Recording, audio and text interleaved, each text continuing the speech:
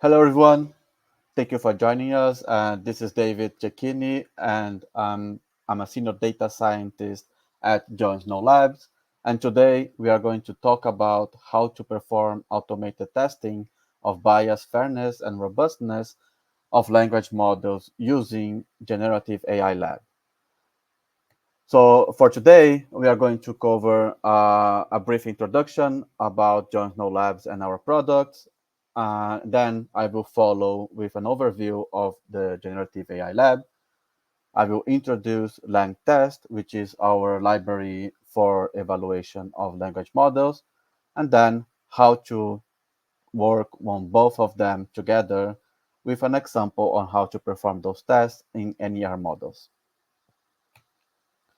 So as you may know, Jones No Labs is the team behind Spark NLP. We have an open source library that is the top used library for NLP in industry, and it has been downloaded more than 110 million times by different users around the globe. So we have a good market share with our healthcare specific libraries, where we help different clients to perform NLP analysis and information extraction and many other applications of NLP in the industry. So at Jones No Labs, we have a few different products. I just want to give a brief overview. Today, we are going to talk about Generative AI Lab and LangTest. But of course, we also have the medical chatbot, Spark NLP, which is the open source library. And we also have visual NLP, healthcare NLP, that are domain specific libraries. Jones No Labs NLP is a library that can help you work with all of our products in one single library. We have several use cases from our clients. What is interesting is that it is a diverse set of different applications of NLP that we help and serve our clients to perform domain-specific analysis using NLP solutions. Going forward with what I wanted to discuss today is why we are interested in applying holistic evaluation of models. So we are not only searching for an accuracy or the top performant models, but it is becoming more and more relevant to evaluate those models in different aspects. So as part of our motivation, I wanted to show is that in the left side of this slide, you can see that we applied a very small change in the prompt, in the input of the model, and the output can change drastically. So in this example, it is a question about math, and we just added two typos in the text, and then the model was not able to reply correctly to the prompt. So this is what we call robustness, because by making small changes, we apply a typo or we change the text casing of the input, and the model can react very differently. In the second example to the right, we just changed the the words by synonyms, so the meaning of the sentence is exactly the same, but then the model was asked to identify sentiment, and it changed from negative to positive just by changing synonyms of the words.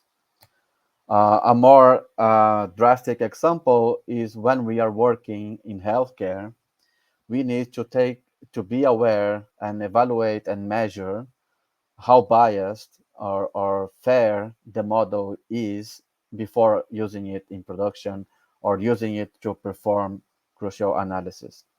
So what we are seeing in here in this slide, you can see red dots and yellow dots.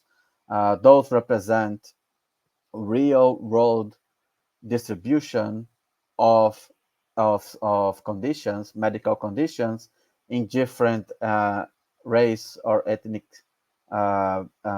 citizens or gender like female and male. So the idea of this research is to show that the there are some cases in which the real distribution of each of those diseases and the ones predicted by the model through simulations can be very different. So the model it can suggest, let's say, sarcoidosis for black people much more often than the real world has.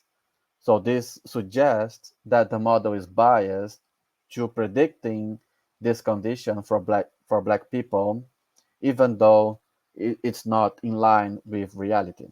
So being able to identify those cases, to be able to determine if the model is biased is very crucial, specifically also for healthcare. So about Generative AI Lab, so this is a no-code platform that we have. You can use it to train, tune, and evaluate models uh, using a user interface as a platform. So it has lots of functionalities. It can be used to annotate data so that you can train your models. You can train models for entity recognition or for classification and much more. So it has integrations with large language models, even API-based ones that you can use during your research. And it's a tool that is getting more track in industry, and it can be used to generate the entire cycle of your models without having to be used by data scientists or very technical person. In the other hand, we have LangTest, which is a Python library where you can perform holistic evaluation of large language models.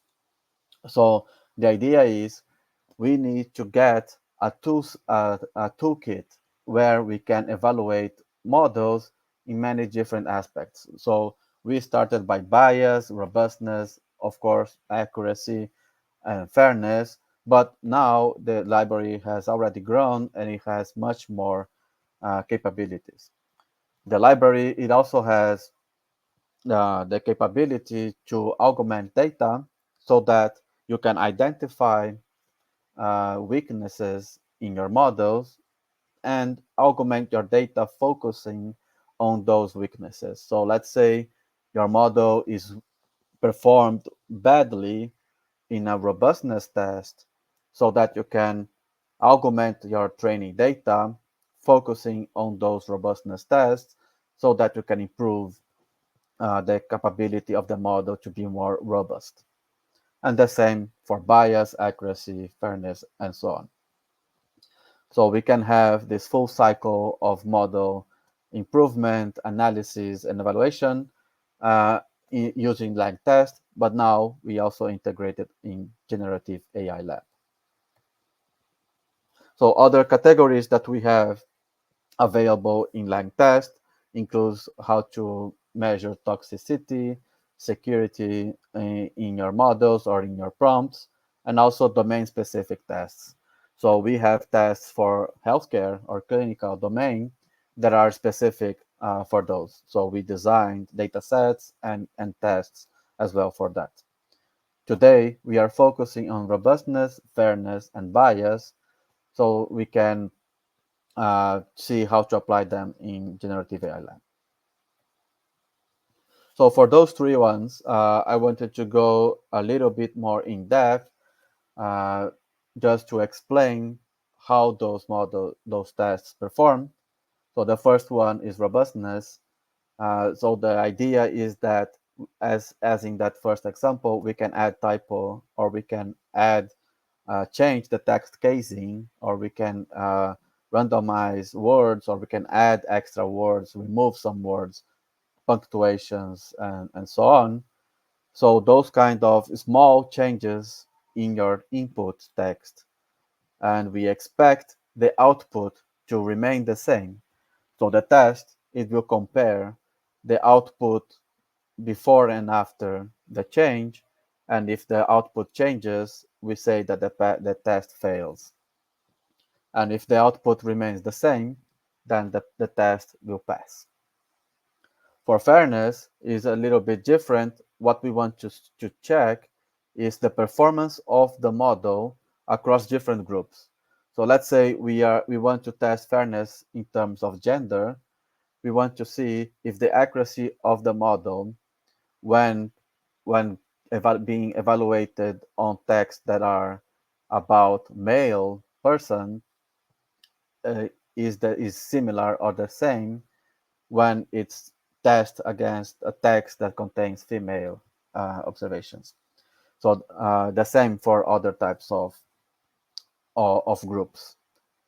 And for bias, what we do is to change demographics in the text. So let's say uh, person names, we can use distributions from real world names to change, say, names that are usually from Christian uh, people to names that are usually given by for Muslim people, and then we can compare how the model performed on when making that change. So the idea is to check again the output if it will change or not.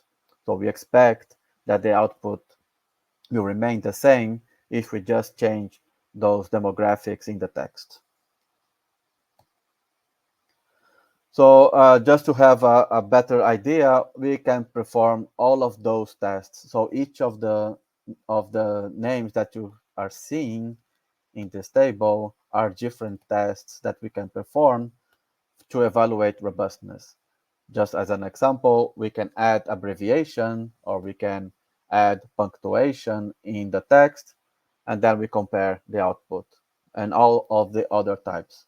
I think worth mentioning is that we do have typographical errors, let's say errors commonly coming from OCR engines that you can evaluate. Let's say changing L the letter by one the number, which is commonly uh, happening in OCR engines, or other types of errors. Let's say coming from a speech to text model that can make confusion of similar uh, uh, words that sounds the same but they don't have the same meaning. And we can even add typos randomly in the words. As for fairness, we have, let's say, scores that are being applied to classification models. As an example, named entity recognition models that we can apply F1 score. So we can compare the scores for gender, for example, when you have entities being identified. So when you have male or female entities, does the model change its performance or not? Of course, we can also apply that to different types of models like question answering and summarization. So we will use different metrics like Rouge um, to evaluate that. And we also have the capabilities to use a large language model to perform the evaluation, and we apply that kind of metric in question answering models. For bias, we focus on four different aspects of bias for gender, for economic, racial or ethnic, and religious. So we can make the changes in the names or in the mentionings in the text and compare the output if we change from black to white names or Hispanic names or Asian names or so on. So those are the things that we want to identify if the models can have any weaknesses. So the idea now is to perform to show the platform Generative AI Lab and then show how to perform those tests. So let's see now how to do that.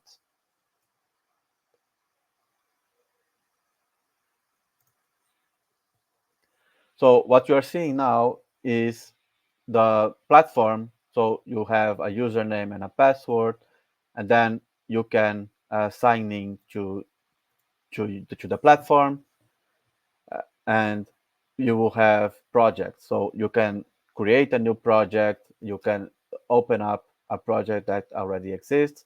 So I prepared this one for today's webinar, and we have only 20 tasks in this project.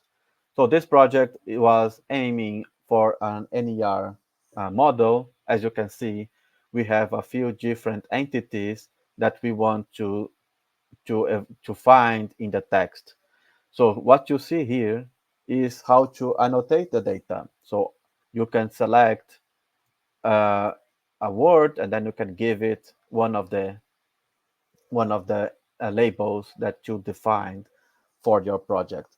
So you can check as well documentation if you are not familiar with the Generative AI Lab, and see how to create the project, how to add tasks to the mod, to the project, how to create the labels and associate them.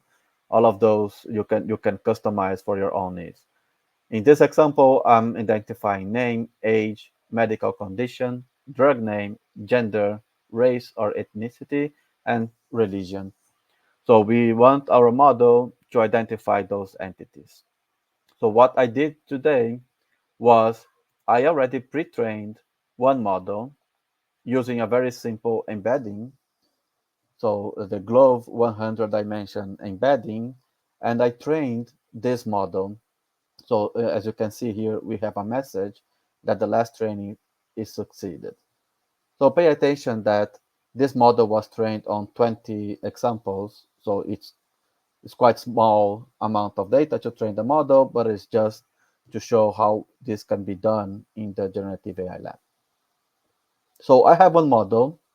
I can come here to the hub, and I can check local models. So you can see we have a few different models, and each model has different labels. And what the one that I trained was this one for responsible healthcare. So those are the same labels that I have in the annotations that I just created. So of course, depending on your own labels, you will get different entities. So you need to adapt your model to your own needs. And if we come here in the hub, you'll see also that we have test suits that we can create what tests we want to perform.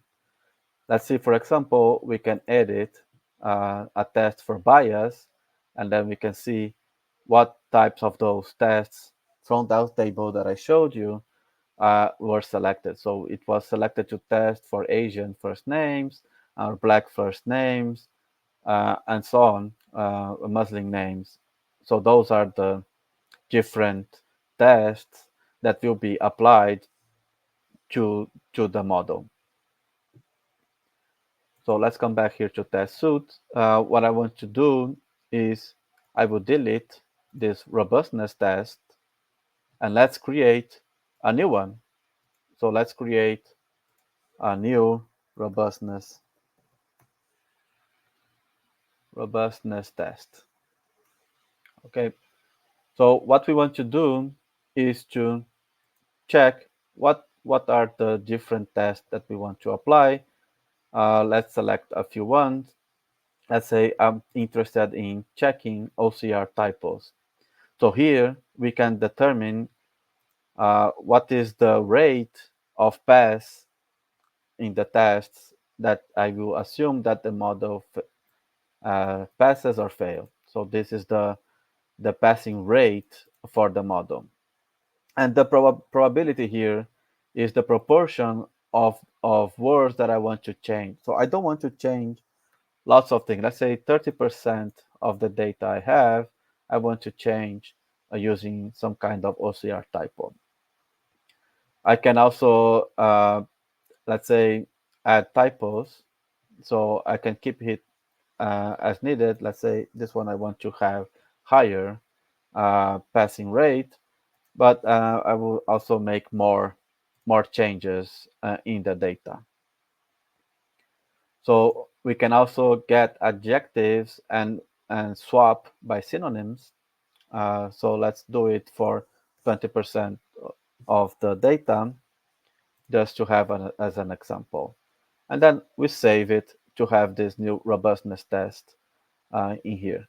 So right now we have 5 different tests in our suite, and then we can come back here to the project and we come here to test. And what we need to do is that I already run the test for a few of those ones. What we can do now is run for robustness. So we come here in the edit place and then we choose robustness, which is the new task category that we just created, and then we save. After saving, what we need to do is to generate the test cases. So by generating the test cases, it will perform all of those changes in the text, uh, so that when we have the changes, we can run the tests and see if it passes or fails. So while it is generating the test cases, we can check the previous results. So let's say I tested for accuracy some time ago, and I can check the result.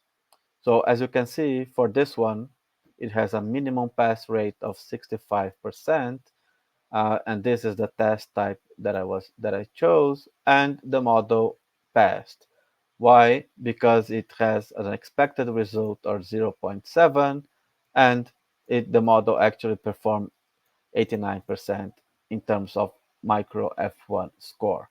So this was one test for accuracy that I previously run, and the test case is micro F1, and it was above the threshold that I selected in the test. We can also check, for example, bias. So bias, as we can see in the summary, in some cases it fails, and in some cases it passes. So we can go on to the detailed report and check what is happening that is fail or passing, right? So we expect that the name and gender entities were identified, and we changed the name, but it was also identified as a name, and the same uh, gender of the other entity was kept. So this passes as it got the same entities.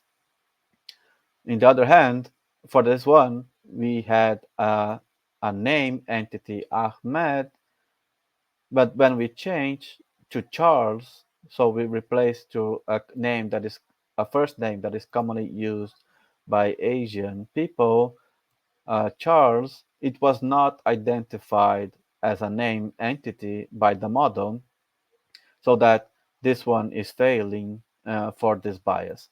So what we see here is that when changing the name on this sentence, the model can identify the name entity or not. So because it's not, maybe it is biased against a specific, or it's the performance is better in a specific subset of the population. So here you can see that the tests were already generated, so we can now start testing for robustness. So if you want, you can also show the logs that to follow how the process is being run. You can check it in detail over here. But while it is running, we can also check the other tests that we run previously. So for fairness, let's say I was selecting a maximum score for gender and a minimum score for gender.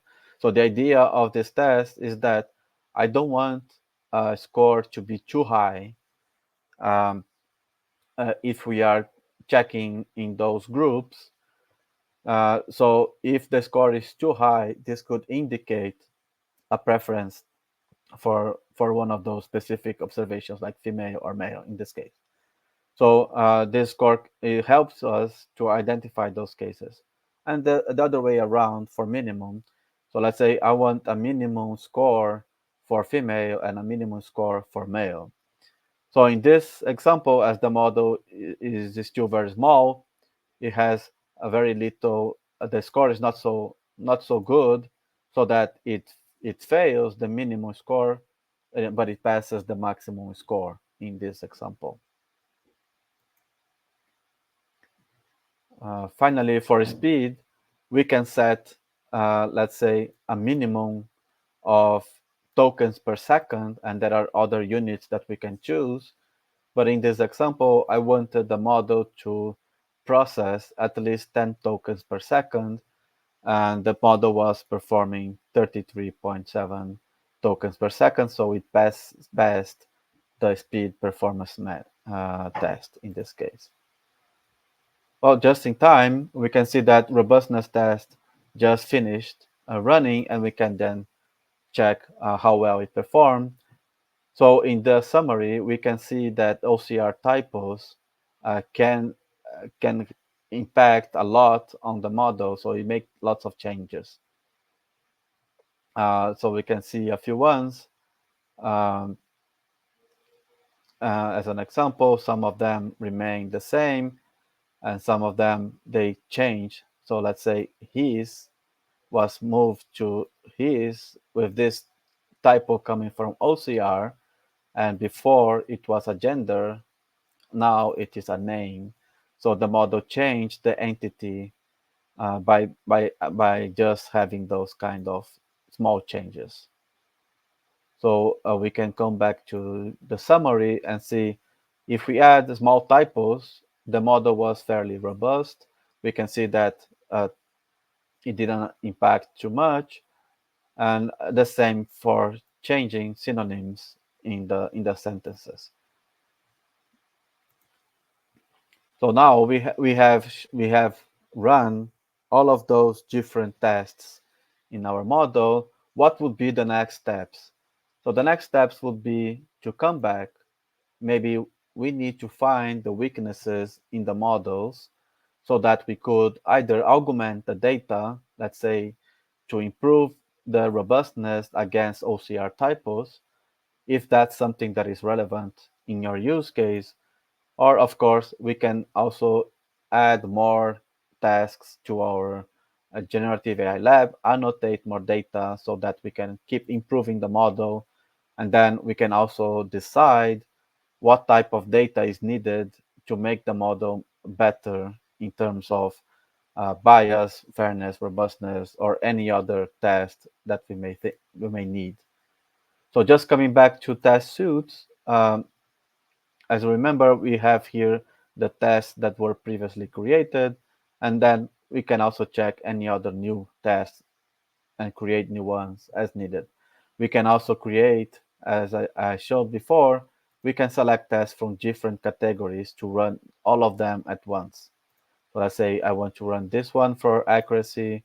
I want to replace this one for bias. Uh, and then I want to use a different one for, let's say, robustness, and then we can strip punctuation, let's say. So we can perform different categories as well. So it's not a problem. So this is what I wanted to show you today. What are the capabilities of the model? But just remember that for this example, I used 20 tasks as an input. I trained an NER model with all of those entities on those 20 tasks or 20 sentences examples, and all of those are synthetic data that was generated just for example, so none of this is real data. And the model, of course, has lots of rooms for improvement as we use very few data to train it. So another thing that can be done, for example, is I can select, let's say, a few tasks only, and then I can assign a tag to that one. Let's say I'm assigning a tag let's remove the train tag. Oh, and then let's add, let's say, the test tag for those one. Oh, this one is test. Okay. So this one, I want to assign the test as well. So I selected a few tasks to test, so we can run the tests only on those. So let's say I want to run a second time, let's say a bias test, but then I can filter only by the test tag if I want. So I can just do that. I need to regenerate the test cases and then start the tests again, and then I will perform the test only on those tasks. So what this means is that I can identify the cases in which the model is not performing as expected, and then I can rerun the tests only for those tasks to see how I retrain the model, or I fine tune the model, or I augment data and fine tune the model, and so on. And then I can check again uh, on any subset of tasks that I want to see how the model perform again, and compare if now the model's scores are better or worse. So yes, so this is what I wanted to show you today. This is a brief overview of what we have in Generative AI Lab, how to perform all of the tests in an holistic way. So you can perform tests for bias, fairness, robustness, as we saw, but also speed, accuracy, and representation, and any other security and so on that you may need for your use case. So if you are also working in healthcare, we are uh, we are implementing, and in further releases we will also have the clinical tests implemented in the library, and much more. That length test is also growing, and every release we have new capabilities and new features. So we will have some time now for questions and answerings, and I thank you all for coming today, and I'll be in touch. Thank you.